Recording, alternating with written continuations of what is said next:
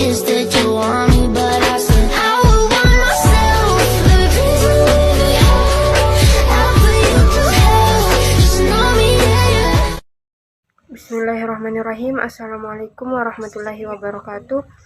Di sini saya akan menjelaskan mengenai hukum dan konstitusi.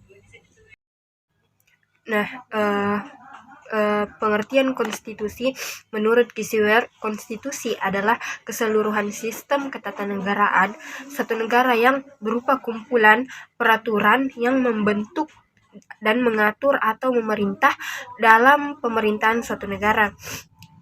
Adapun menurut Herman Heller, konstitusi lebih luas daripada undang-undang. Konstitusi tidak hanya bersifat yuridis, tetapi juga sosiologis dan politis. Selanjutnya, tujuan dari konstitusi negara. Nah, tujuan konstitusi adalah sebagai sarana memberikan pembatasan dan pengawasan terhadap kekuasaan politik dan membebaskan kekuasaan dari kontrol mutlak para penguasa atau memberi batasan-batasan kepada para penguasa pemerintahan.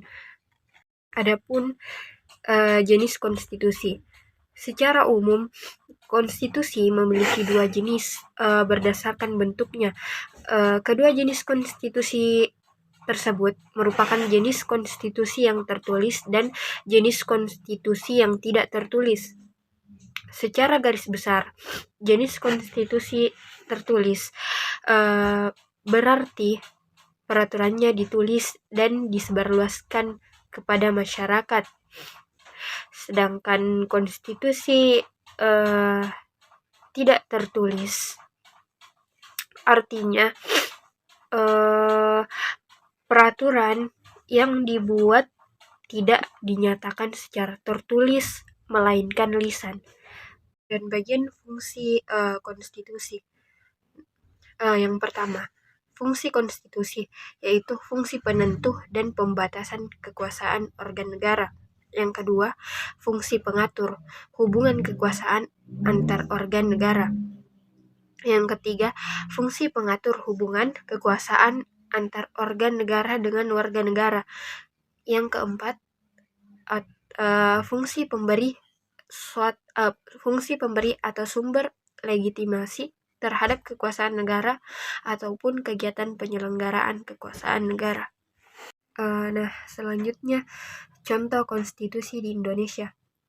Nah, contoh konstitusi di Indonesia. Dalam konteks Indonesia, Undang-Undang 1945 merupakan contoh konstitusi tertulis yang berperan sebagai hukum tertinggi NKRI atau the supreme law of the land. Hal ini tercantum dalam pasal 7 ayat 1 Undang-Undang 12 atau 2011.